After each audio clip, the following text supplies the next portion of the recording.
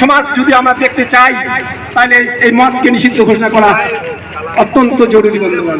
আমাদের দল এটা মনে করে। তাই বন্ধুগণ, আমরা ভোটের রাজনীতি করি না, আমরা শুধু ভোটের রাজনীতি করি না, আমরা মানুষের বাঁচার জন্য, সুস্থ জীবনযাপনের জন্য, সমাজটাকে সুন্দর রাখার জন্য আমরা আন্দোলন প্রতিবাদের পথে নামি।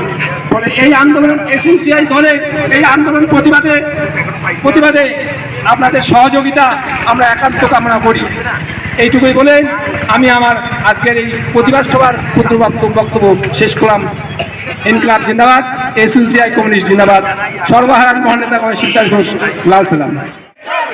ইনকিলাব জিন্দাবাদ, এসইউসিআই কমিউনিস্ট জিন্দাবাদ।